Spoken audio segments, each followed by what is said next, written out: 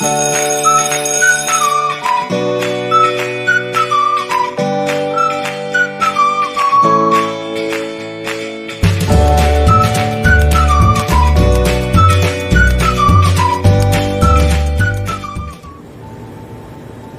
मेरे प्यारे बच्चों, कैसे हैं आप सभी।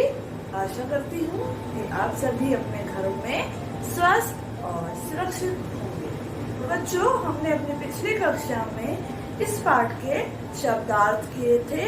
आज हम इस पाठ का पुस्तिका कार्य करेंगे। पाठ 4, पक्षियों की सभा, पुस्तिका कार्य। पुस्तिका कार्य यानी कि बुक वर्क। तो चलिए करते हैं शुरुआत। चलिए बच्चों, करते हैं शुरुआत। प्रश्न 1, सही उत्तर पर सही का निशान लगाएं। क्या करना है हमें? इसमें कुछ एक प्रश्न दिया है, उसके कुछ ऑप्शन दिए हुए हैं, उसमें से जो सही है उस पर हमें सही का निशान लगाना है। तो हमारा पहला क्वेश्चन है, पहला प्रश्न है, पक्षियों का राजा कौन था? कौन था पक्षियों का राजा? तोता, राजहंस, कबूतर। तो पक्षियों का राजा था राजहंस। क्या कौन था? राजहंस। हमारा अगला प्रश्न है बच्चों, पक्षियों के सामने समस्या क्या थी? क्या समस्या थी जिसकी वजह से उन्होंने सभा बुलाई थी? हवा दूषित हो गई थी वहां की, इसलिए उन्होंने सभा बुलाई थी। भोजन नहीं मिल रहा था उनको, इसलिए उन्होंने सभा बुलाई थी। या फिर वर्षा नहीं हो रही थी, इसलिए उन्होंने सभा बुलाई थी। सोचो। Yes, correct.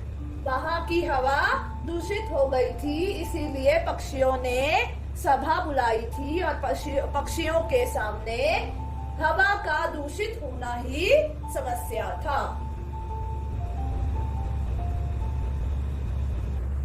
हमारा जो अगला प्रश्न है, कौन उस वन को छोड़कर जाने की बात कर रहा था? किसने सुझाव दिया था कि हमें वन को छोड़कर चले जाना चाहिए? कबूतर ने, कोए ने, या फिर तोते ने? किसने दिया था? बिल्कुल सही, तोते ने दिया था ये सुझाव। किसने दिया था? तोते ने।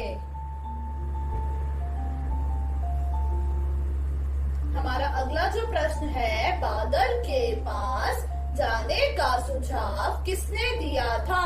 किसने कहा था कि हमें बादलों के पास जाना चाहिए अपनी समस्या को लेकर? सोचो।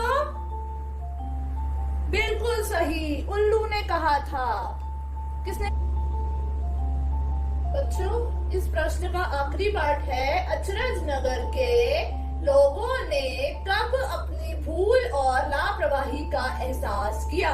कब उन्हें एहसास हुआ कि हम जो भी कर रहे हैं वह गलत है? जब पानी नहीं बरसा तब उनको एहसास हुआ? जब सूखा पड़ने लगा तब उनको एहसास हुआ? या फिर जब वहां तेजाबी वर्षा हुई? सोचो।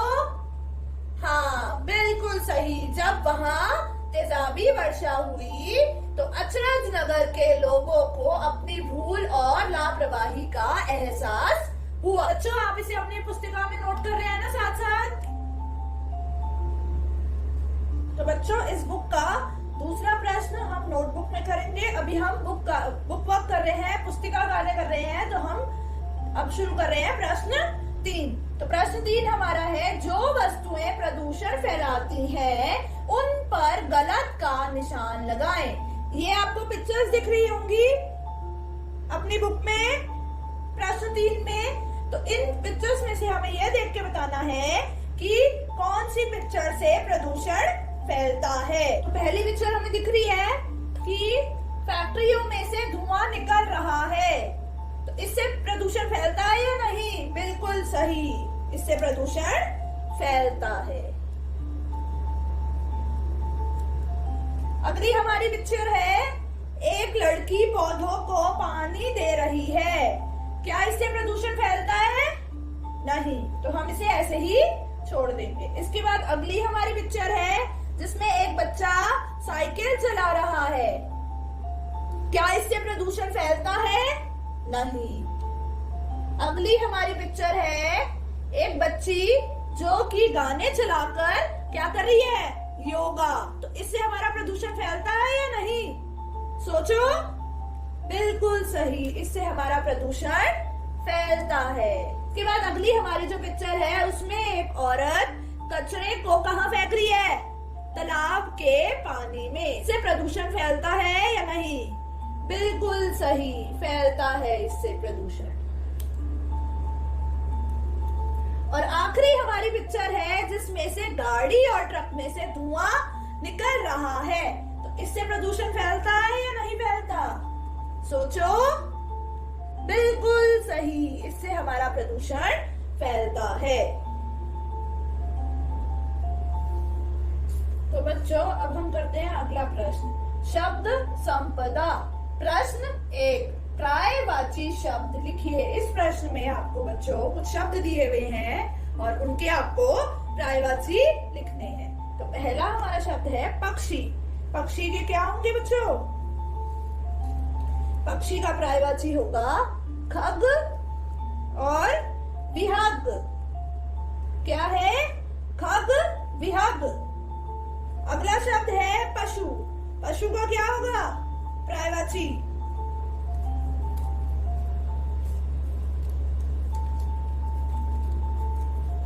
जानवर और जंतु। पशु, जानवर, जंतु। अगला हमारा शब्द है मनुष्य, और मनुष्य का पर्यायवाची क्या होगा? मानव और आदमी। लिख लीजिए बच्चों आप इसे।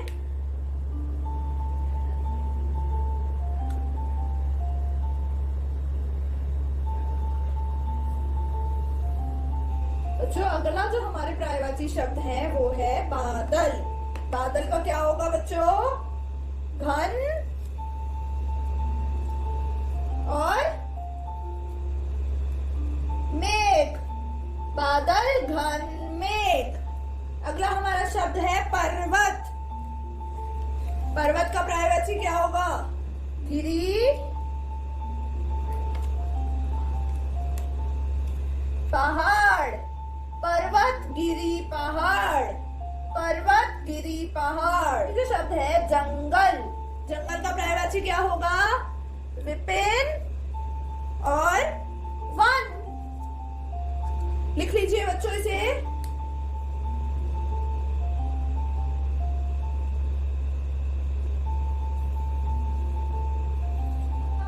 शब्द संपदा प्रश्न 2, विलोम शब्द लिखिए। इससे पहले हमने जो किया है वो हमने किए हैं पर्यायवाची शब्द, अब हमें करने हैं विलोम शब्द। तो पहला हमारा शब्द है दूषित। क्या होगा दूषित का विलोम शब्द? दूषित का विलोम शब्द होगा स्वच्छ। अगला हमारा शब्द है बुद्धिमान। क्या है? बुद्धिमान। और बुद्धिमान का क्या होगा? बिल्कुल सही, बुद्धिमान का होगा मूर्ख। अगला शब्द है बच्चों आसमान। आसमान का विलोम शब्द क्या होगा? आसमान का विलोम शब्द होगा धरती। क्या होगा? धरती। दूषित, स्वच्छ, बुद्धिमान, मूर्ख, आसमान, धरती। ठीक है। अगला हमारा जो शब्द है ठंड। ठंड का क्या होगा विलोम शब्द? ठंड का विलोम शब्द होगा गर्मी। ठंड, गर्मी। अगला शब्द है समस्या। समस्या का विलोम शब्द क्या होगा? समाधान। समस्या, समाधान। आखिरी विलोम शब्द है समाप्त। क्या है? समाप्त। और समाप्त का विलोम शब्द होगा आरंभ। समाप्त, आरंभ। दूषित, स्वच्छ, बुद्धिमान, मूर्ख, आसमान, धरती, ठंड, गर्मी, समस्या, समाधान, समाप्त, आरंभ। तो बच्चों आप इसे अपनी बुक में लिख लेंगे। लिख लीजिए आप सभी।